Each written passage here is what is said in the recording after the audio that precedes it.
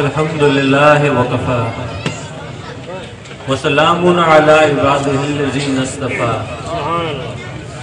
اما بعد فاعوذ باللہ من الشیطان الرجیم بسم اللہ الرحمن الرحیم وما ارسلناک الا رحمتا للعالمین صدق اللہ مولانا العلی العظیم وصدق رسولہ النبی الامین ونحن على ذلك لمن الشاہدین والشاکرین والحمد للہ رب العالمین۔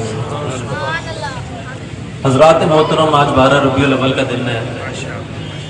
اس دن مسلم امت جشن مناتی ہے، محافل سجاتی ہے، لنگر بانٹتی ہے، لوگ نعت و تقاریر سن کر، نعت پانی کر کے، لوگ قرآن پانی کر کے، وظائف پڑھ کر، نوافل پڑھ کر ایمان تازہ کرتے ہیں۔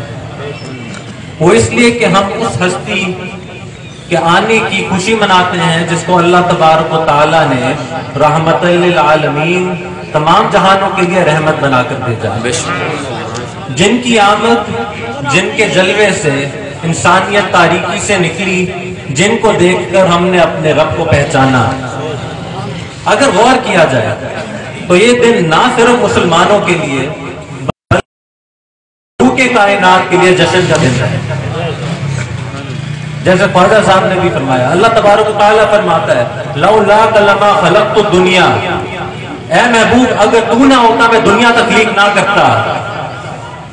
لولاک لما خلقت الافلاک، اے محبوب اگر تو نہ ہوتا تو میں یہ آسمان پیدا نہ کرتا۔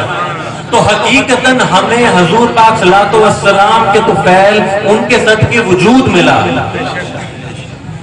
اگر ہم بات کریں اس دن کی، حضور پاک صلی اللہ علیہ وسلم کی ولادت باسعادت کے دن کی، تو معلوم ہوتا ہے کہ عرش نے جشن منایا، نور پھیلا ہوا تھا، تارے نیچے آگئے، مختلف روایات ہیں، اور اللہ تبارک و تعالیٰ نے بھی کس انداز سے نبی کی آمد کا جشن منایا۔ پوری دنیا میں اس دن جس کے ہاں بھی اولاد ہوئی، اللہ تبارک و تعالیٰ نے انہیں بیٹا عطا کیا۔ یاروں وہ زمانہ جہالیت تھا، اس وقت اگر گھر میں بیٹی پیدا ہو جائے لوگ سوگ مناتے تھے، غمگین ہوتے تھے، دکھ مناتے تھے، بیٹیوں کو زندہ دفن کر دیتے تھے۔ یاروں وہ ان کی جہالیت تھی، لیکن پھر بھی اللہ نے گویا گوارا نہ کیا کہ میرے محبوب کی پیدائش کے دن کسی گھر دکھ منایا جائے، بلکہ اللہ تبارک و تعالیٰ نے اہتمام کیا کہ سب گھروں میں جشن منایا جائے۔ یاروں ہم بھی ان واقعات کی روشنی میں اس نیک عمل میں اپنا حصہ ملاتے ہیں، سوائے ان لوگوں کے جنہوں نے اسلام کی دعوت قبول نہ کی اور اللہ کے رحم و کرم سے حصہ نہ پا سکیں گے۔ اور عجیب بات ہے کہ آج کل وہ لوگ بھی آگئے ہیں جو اپنے آپ کو مسلمان تو کہلاتے ہیں، اسلام کے دائرے میں ہیں، لیکن پھر بھی اس عمل سے گریز کرتے ہیں۔ اچھا خود گریز کرنا دور کی بات، وہ دلائل پیش کرنے کی کوشش کرتے ہیں، سوال اٹھاتے ہیں جس سے ثابت کر سکیں کہ عشق رسول کا اظہار، نبی کی ثناخوانی کرنا، ان کی تعریف و توصیف کرنا، ان سے نسبت جوڑنا، یہ اسلام کی تعلیمات کے خلاف ہے۔ میں ان سوالات میں نہیں پڑھوں گا جن کے جوابات علماء کرام نے دیے، میں آپ کے سامنے ایک اور نقطہ پیش کرنا چاہتا ہوں۔ یارو ایسے سوالات اٹھتے کیوں ہیں؟ کبھی سوچا کیوں لوگ یہ سوال اٹھاتے ہیں؟ یہ ابھی سے سلسلہ نہیں شروع ہوا، یہ سالوں سے سلسلہ آ رہا ہے۔ ہم جواب دیتے ہیں، لوگ پھر بھی سوالات اعتراضات اٹھاتے ہیں، ہم پھر جوابات دیتے ہیں، پھر سوالات اٹھتے ہیں۔ یارو ایسا کیوں ہے؟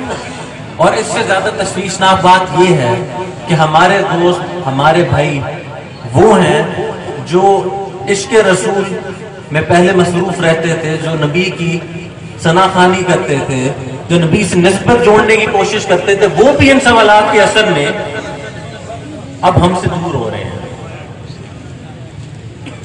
خاص طور پہ جو نوجوان ہیں، جو پڑھے لکھے ہیں، جو شہر جا کے پڑھتے ہیں، وہ دور ہو رہے ہیں۔ یارو ایسی کیا وجہ ہے؟ جب سوالات کے جوابات ہم نے دیے ہوئے ہیں تو کیا وجہ ہے کہ لوگ ہم سے ہی دور ہو رہے ہیں، اس نیک عمل سے دوری اختیار کر رہے ہیں؟ یارو ان دونوں سوالات کا ایک ہی جواب ہے۔ سب کی بات نہیں کرتے، لیکن بے شمار لوگ ہیں ہم اہل سنت میں سے جن کے الفاظ اور ان کے اعمال ایک دوسرے کی تصدیق نہیں کرتے۔ جو نبی کی نام کی صدائیں تو بلند کرتے ہیں لیکن نماز نہیں پڑھتے، جو نبی کی عظمت و شان کو بڑھا چڑھا کر بیان کرتے ہیں لیکن ایمانداری سے کام نہیں لیتے، جو محافل تو سجاتے ہیں، نعتیں پڑھتے ہیں لیکن حقوق العباد کی فکر نہیں کرتے۔ اور یارو جب ہمارے درمیان جو نوجوان ہیں وہ یہ دیکھتے ہیں تو وہ یہ بھول جاتے ہیں کہ یہ مسائل مسلک سے ہٹ کر بے شمار مسلمانوں میں اس کا مسلک سے تعلق نہیں ہے۔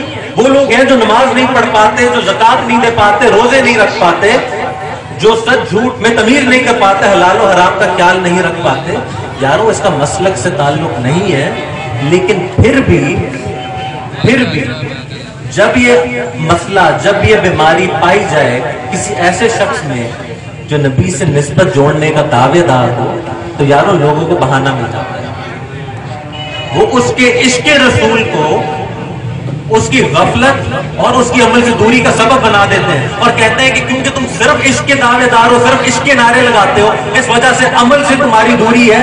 اور جب ہمارے نوجوان ارد گرد دیکھتے ہیں تو وہ ان کو بھی کچھ ایسا ہی سما نظر آتا ہے۔ یارو اس بات میں حقیقت نہیں ہے لیکن ہمارے لیے سبق ضرور ہے۔ کچھ عرصہ پہلے میں ایک کلام پڑھ رہا تھا جس میں تفصیل سے فوائد عشق رسول کا ذکر تھا۔ اس میں بتایا گیا جب انسان کسی سے عشق کرتا ہے تو اس کا خوشی اور اس کا غم محبوب کی خوشنودی سے جڑ جاتا ہے۔ ان کی اطاعت اس کے لیے سکون و اطمینان کا باعث بنتی ہے اور ان کی ناراضگی اس کے لیے رنجش کا سبب بنتی ہے۔ یارو جب ہم نبی سے عشق کا دعویٰ کرتے ہیں، جب ہم نبی سے نسبت جوڑنے کی بات کرتے ہیں تو ہمارے اعمال کو اس عشق کا عکس بن جانا چاہیے۔ ہمیں خیال رکھنا چاہیے کہ کس عمل سے حضور پاک صلی اللہ علیہ وسلم راضی ہوں گے اور کس بات سے ناراض ہوں گے۔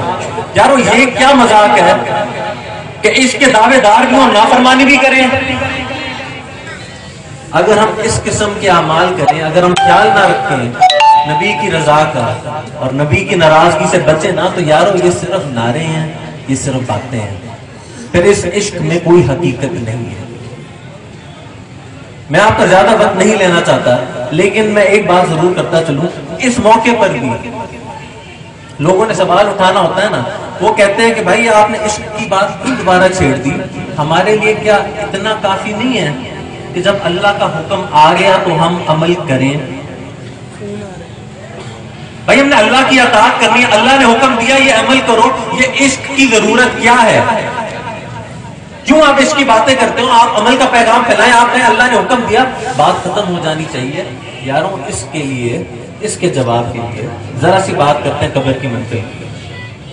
انسان مرتا ہے، قبر میں جاتا ہے، دو فرشتے آتے ہیں منکر نکیر، وہ سوال و جوابات کرتے ہیں، جو جواب دیں گے اس کی بنا پہ یا تو قبر کو کشادہ کر دیا جائے گا یا قبر کو تنگ کر دیا جائے گا۔ پہلا سوال کیا ہے؟ من ربوں کا، تمہارا رب کون ہے؟ مسلمانوں کا تو جواب دے گا ربی اللہ، میرا رب اللہ ہے۔ اچھا یہاں سوالات کا سلسلہ ختم نہیں ہوگا، گویا فرشتے کہیں گے کہ اللہ کو رب ماننے والے مسلمانوں سے ہٹ کر اور بھی ہیں، عیسائی بھی اللہ کو رب مانتے ہیں، یہودی بھی اللہ کو رب مانتے ہیں، یہ بتاؤ کہ ماں دینوں کا تمہارا دین کیا ہے؟ مسلمانوں کا تو جواب دے گا دین یا الاسلام۔ اچھا یہاں ایک وضاحت کرتا چلوں، قبر میں ہم تصور نہیں کر سکتے جھوٹ بولنے کا، اس کے اوپر تو کوئی شک نہیں ہونا چاہیے۔ یارو ہم یہاں جتنا بھی رٹا لگا لیں، ہم جتنی بھی کسی بات کو ذہن نشین کر لیں، قبر میں منہ سے صرف سچ نکلے گا۔ تو یارو جب انسان نے اقرار کر لیا اس کا دین اسلام ہے، پتہ چلا کہ وہ انبیاء کرام پر بھی ایمان رکھتا ہے، آسمانی کتابوں پر بھی ایمان رکھتا ہے، فرشتوں پر بھی ایمان رکھتا ہے، تقدیر پر بھی ایمان رکھتا ہے، یارو مسلمان ہے۔ بظاہر ضرورت نہیں نظر آتی تیسرے سوال کا، لیکن یارو تیسرا سوال ہے۔ گویا فرشتے کہہ رہے ہیں کہ جس طریقے سے اللہ کو رب ماننے والے بے شمار لوگ ہیں، اس طریقے سے دین اسلام کہنے والے بھی بے شمار لوگ ہیں۔ حضور پاک صلی اللہ علیہ وسلم کا چہرہ مبارک جلوہ گر ہوگا اور پوچھا جائے گا اس ہستی کے بارے میں تم کیا کہتے ہو؟ سبحان اللہ، نعرہ تکبیر، نعرہ رسالت، سیدی مرشدی، سیدی مرشدی، गुलाम है गुलामी रसूल में जो हो ना इश्क मुस्तफा फैजान हुजूर गजाली ज़मा फैजान हुजूर गजाली ज़मा। यारों अगर मुसलमान होगा तो हुजूर पाक सल्लल्लाहु अलैहि वसल्लम को पहचानेगा, और अगर काफिर होगा, मुनकर होगा, मुनाफिक होगा तो फिर कहेगा ला अदरी, मैं नहीं जानता। अच्छा, और इस सवाल की बिना पर या तो उसकी कब्र को कुशादा कर दिया जाएगा, उस पर अल्लाह का रहम करम होगा, या उसकी कब्र को तंग कर दिया जाएगा, उसमें बिच्छू कीड़े होंगे अगर उसने नबी पाक को ना पहचाना। यारों जरा इस बात पर गौर करो, अल्लाह के रहमो करम और अल्लाह के कहरो गज़ब में तफरीक करने के लिए दीन इस्लाम होना काफी नहीं है, हबीब की पहचान लाजमी है। जिसने हुजूर पाक सल्लल्लाहु अलैहि वसल्लम को नहीं पहचाना, उसका ना तो अल्लाह को रब मानना किसी फायदे आया, ना दीन इस्लाम होना किसी काम आया। ये हमें पहचानना चाहिए। वो इसलिए कि बाज लोग सिर्फ नाम के मुसलमान होते हैं, उन्होंने कलमा पढ़ लिया, उनको ईमान की सही हकीकत नहीं पता। और ईमान की हकीकत हमें कैसे पता चले? फिर हम सहाबाए किराम के इश्क रसूल को देखें, उनके इश्क रसूल को मद्देनजर रखें तो हमें ईमान की सही लज्जत और चाशनी मालूम होती है। हुजूर पाक सल्लल्लाहु अलैहि वसल्लम मदीना में तशरीफ है, अंसारों के मजलिस में जा रहे हैं, दराज गोश पे सवार हैं, इत्तेफाक से उनका दराज गोश पेशाब करना शुरू कर देता है। वहां अब्दुल्ला बिन उबई, मुनाफिकों का एक सरदार वहां मौजूद है। अच्छा, मुनाफिकीन की अब तक पहचान, उनकी निशानदही नहीं की गई अब तक, लेकिन ये बाद में मालूम हुआ कि वो मुनाफिकों का सरदार है मुनाफिक। वो अपनी नाक पकड़ कर कहता है कि आप यहां से अपने दराज गोश को हटा ले, इसके पेशाब की बू से मुझे तकलीफ हो रही है। वहां सहाबी रसूल भी मौजूद है, हजरत अब्दुल्ला बिन रवाहा। उनको ये बात इतनी नागवार लगती है, वो पुकार उठते हैं, अल्लाह की कसम, आप सल्लल्लाहु अलैहि वसल्लम के दराज गोश की पेशाब तुम्हारी कस्तूरी से ज्यादा खुशबूदार है। सुभान अल्लाह। यारों इस बात को समझो, फ्रांस के अंदर जो हो रहा है सो हो रहा है। अपने भी लोग हैं जो इन वाक़यात को जानते हैं लेकिन फिर भी नबी में आग ढूंढते हैं। ये सहाबी रसूल का इश्क था, उन्होंने नबी को पहचाना, उनको पता चला कि नबी से जिस चीज की निस्बत जुड़ जाए उसकी माहियत ही कुछ और होती है। यारों दराज गोश ना मोमिन था, ना परहेजगार था, सिर्फ सवारी था। नारे तकबीर, नारे रिसालत, नारे रिसालत, लब्बैक लब्बैक लब्बैक या रसूल अल्लाह, लब्बैक लब्बैक लब्बैक या रसूल अल्लाह। ताजदारे खत्म नबुव्वत जिंदाबाद जिंदाबाद, ताजदारे खत्म नबुव्वत जिंदाबाद जिंदाबाद, नारे तहकीक, नारे हैदरी, सच्चाई मिलाद नबी। यारों ये वो लोग हैं जिन्होंने नबी को पहचाना, लेकिन अब लोग सवाल करते हैं, कहते हैं भाई हम तो सहाबी रसूल नहीं है ना, हमने तो नबी पाक को नहीं देखा, हम कैसे पहचानेंगे कब्र में? अगर हमने नबी को नक्शो निगार से पहचानना होता ना, तो फिर हर मदरसे, हर मस्जिद, हर मोहल्ले की तरह एक तस्वीर लगा दी जाती है। हमारे उलमाए किराम कहते हैं इस तस्वीर, इस चेहरा मुबारक को अपनी आंखों में संभालो, अपने सीनों में बसा लो। ये हुजूर पाक सल्लल्लाहु अलैहि वसल्लम का चेहरा अनवर है। कब्र में तुमसे सवाल होगा, वहां तुम्हें मसला ना हो कि अभी से ही इस चेहरे मुबारक को जहन नशीन कर लो। ऐसा कोई एहतमाम है? नहीं। अच्छा, बिल्कुल अगर होता भी तो फायदा ना होता। वो इसलिए कि उस जमाने में हुजूर पाक सल्लल्लाहु अलैहि वसल्लम के मुनाफिक भी है, काफिर भी है। वो हुजूर पाक सल्लल्लाहु अलैहि वसल्लम को जिंदगी के मुख्तलिफ मराहिल में देखते भी हैं, उनसे कलाम भी करते हैं। यारों क्या वो काफिर, वो मुनाफिक कब्र में हुजूर पाक को पहचान पाएंगे? नहीं। और 1500 साल बाद आज कोई मर्द मोमिन इस दुनिया से रुखसत होता है, क्या वो हुजूर पाक को पहचान पाएगा?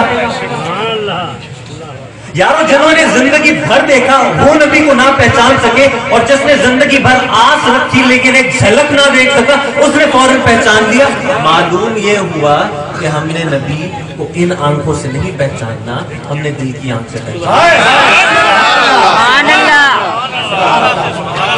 यारों हम उस नबी के नाम का कलमा पढ़ते हैं جن کے اشارے کو چاند و سورج نے بھی مانا، جن کے وضو کے پانی کو صحابہ کرام زمین پر گرنے نہ دیتے تھے. اس میں کیا کوئی شک ہے کہ اللہ تبارک و تعالی کا ہم پر سب سے بڑی، یہ علماء بھی بیٹھے ان سے پوچھ لیتے ہیں، سب سے بڑی رحمت، سب سے بڑی نعمت کامل ایمان کی ہے.